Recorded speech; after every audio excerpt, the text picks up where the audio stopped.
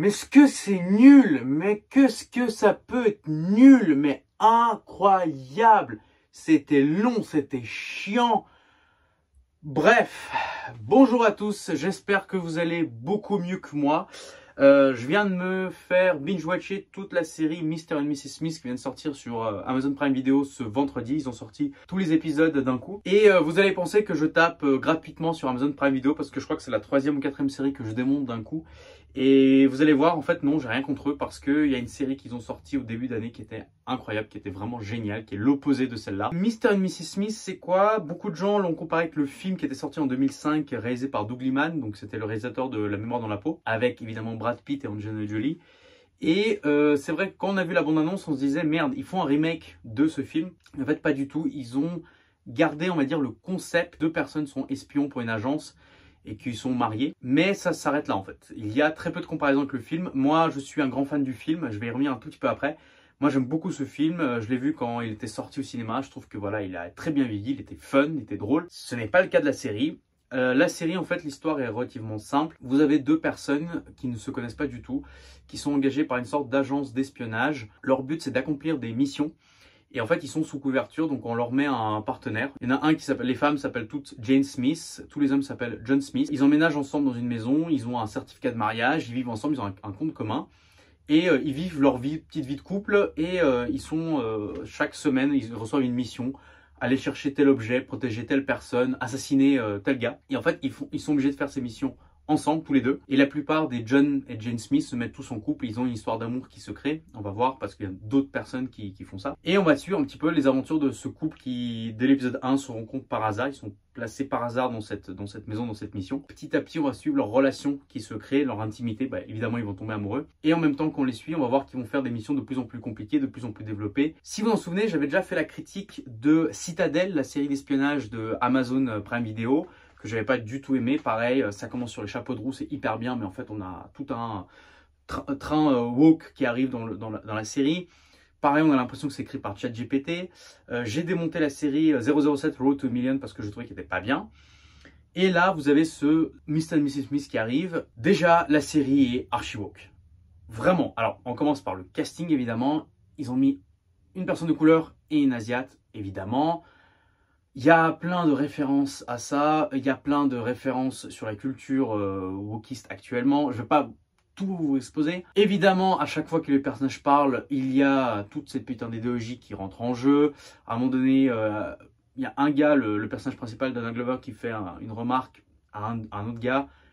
Sa femme d'intervenir, elle fait non, mais ça c'est raciste parce que et tout. Parce qu'à un moment donné, il parle des femmes asiatiques en général et des filles latinas en général. Et toi, t'es là, tu dis, c'est lourd quoi. C'est lourd. T'as l'impression que tu peux même plus vivre ta vie intime entre potes. Il y a forcément quelqu'un qui va intervenir, qui va dire ce que tu dis, ce que tu penses n'est pas bien. Le premier épisode, j'ai déjà eu du mal à le commencer. J'étais à fond sur la tablette. Je me dis, bon, je vais me lancer. Je vais pas cracher sur la série avant de l'avoir vue.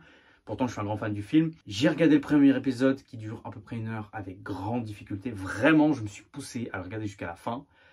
L'épisode 2, c'était compliqué aussi. À partir de l'épisode 3, je faisais autre chose. Je travaillais sur mon ordinateur. À côté, j'avais la série en fond sonore. Et j'écoutais, des fois je regardais, mais globalement, j'ai eu du mal à finir la série. C'est très long, c'est très chiant. Dans la bande-annonce, on voit qu'ils sont en thérapie de couple, en fait, chez une psy.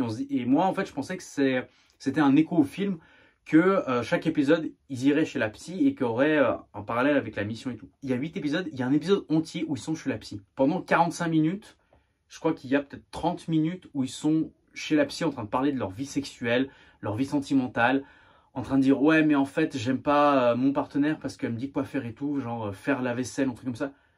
Et toi t'es là, tu dis mais on s'en fout quoi, on s'en fout royalement, c'est pas ça que je veux voir. Un peu comme si tu regardais Desperate Housewives avec Terry Hatcher qui était encore la James Bond et que son mari c'était Pierce Brosnan et qu'en fait ils avaient des problèmes de couple quoi. C'est un angle intéressant à explorer, pourquoi pas, je dis pas que c'est faut pas, mais pas en série et pas en essayant de faire de l'action, de l'humour et ça. Faut choisir un des 3 et tu développes ce côté-là. Parce que la série n'est pas drôle. Je sais pas pourquoi, beaucoup de gens ils ont dit ouais elle est drôle. Je n'ai pas ri une seule fois à cette série. Je vous jure, je n'ai pas rigolé une seule fois.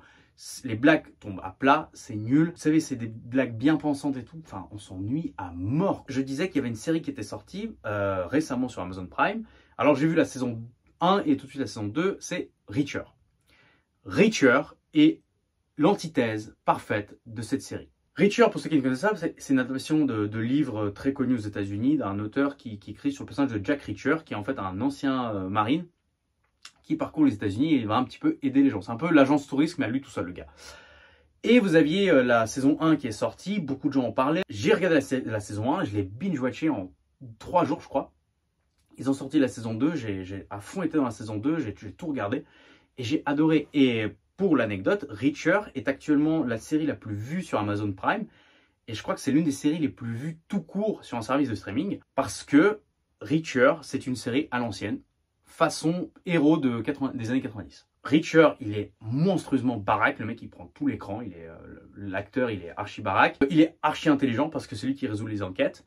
Et t'as ce personnage hétéro-cis blanc. Enfin, je suis désolé, mais on est obligé, 2024, on est obligé de parler de ça. Hein, qui va résoudre des enquêtes. Et surtout, bah, c'est un mec qui ne demande rien à personne et qui va combattre l'injustice. C'est ça qui est intéressant dans Reacher. C'est qu'il se bat pas pour, il se bat pour lui. Il se bat pour ses amis. Mais au-dessus de tout, c'est un gars qui va essayer de combattre l'injustice. L'injustice qui est autour de lui. Et évidemment, bah, le personnage est vachement attachant. En plus, il a des collègues, c'est super attachant. Les seuls mecs qui critiquent, c'est évidemment les wokistes qui disent « Ah, mais il n'y a pas assez de diversité dans la série. » Tu dis « Ouais, mais en attendant, ça fonctionne. » La série est archi vue parce que on a envie de voir des héros qui se battent pour quelque chose, pour eux-mêmes, pour des valeurs, pour les États-Unis, pour le monde, ou un truc comme ça. Mais on a envie d'être ces héros. On a envie de voir ces héros et on a envie de les encourager, on a envie d'être derrière eux. C'est le cas de Reacher. Dans Mr. and Mrs. Smith, on s'en fout. Amazon, on leur pose toujours la question qu'est-ce qu'ils vont faire de James Bond parce que cette série-là est produite par Amazon et MGM. Plus tu regardes ça, plus que tu vois que ça foire, bah tu te dis putain, ils sont pas prêts de faire un Bond 26. Au niveau des personnages principaux, l'acteur qui joue John Smith, ça va. Franchement, il est cool, je l'aime bien. L'actrice qui joue Jane Smith, bof. En fait, elle n'est pas attachante. Il y a beaucoup de critiques qui ont fait la comparaison avec le film.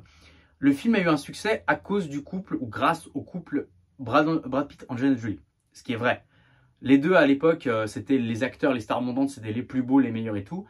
Brad Pitt à l'époque était en couple ou même marié avec Jennifer Aniston. Il rencontre Angelina Jolie sur le tournage de ce film. Il se sépare de Jennifer Aniston. Ils se mettent en couple et ils deviennent le couple le plus glamour d'Hollywood. Vraiment, c'était les mecs les plus trop bien et tout. On avait envie de devenir Mr. et Mrs. Smith. Quand tu vois Brad Pitt à l'écran, tu dis attends, j'ai envie de devenir Brad Pitt, ou tu as envie de devenir Angelina Jolie, ou tu veux être en couple avec Angelina Jolie ou Brad Pitt. Là, t'as pas envie. T'as pas envie d'avoir leur vie. T'es pas intéressé. Ça te vend pas du rêve. T'as pas envie d'être eux, ou t'as pas envie d'être avec eux. Donc voilà. J'ai même plus, pour être honnête, à un moment donné, il y a un couple de John Smith et Jane Smith avec Wagner Moura, en fait. C'est l'acteur qui jouait Pablo Escobar dans la série Narcos. Et avec une autre actrice. Et en fait, eux, quand tu les vois à l'écran, c'est eux qui auraient dû être Mr. et Mrs. Smith. Vraiment. Quand je les ai vus, je me dis, ça, c'est Mr. et Mrs. Smith. Il y a une alchimie entre les deux. T'as envie d'être eux parce qu'en plus, ils font des vannes entre eux. Enfin, ils font des vannes et ils discutent entre eux. Tu vois qu'il y a une connexion. Ici, il n'y a pas de connexion. C'est chiant. Tu vois un couple qui s'engueule et qui va peut-être tuer des gens. On s'en fout, quoi. Enfin, merde, quoi. Par-dessus ça, ce vieux discours wokiste de « Oh, faut pas faire ci, faut pas faire ça. C'est pas bien de penser comme ça, machin et tout. » T'as pas envie. Enfin, tu vois un film comme ça, t'as pas envie de devenir Mr. Smith, t'as pas envie de devenir James Bond. À la base, ces films-là, c'est pas fait pour ça, c'est pour te vendre du rêve. Tu te dis, bah oui, j'ai envie d'être espion ou j'ai envie de faire quelque chose. Là, non. Passez à autre chose, passez votre chemin. Grosse déception parce que je voulais donner une chance, mais non. Regardez le film, ce sera largement mieux. Globalement, encore une fois, non, Amazon a raté le coche. Et c'est dommage parce qu'en même temps, le film Argylle, dont j'ai fait la critique la semaine dernière, est en train de se vautrer au box-office. Et Argylle mérite largement plus d'attention et de public que Mr. and Mrs. Smith qui... Voilà, qui est encore une énième série woke d'espionnage que Amazon rate. Donc voilà. Merci beaucoup, n'hésitez pas à vous abonner et à très bientôt. Ciao.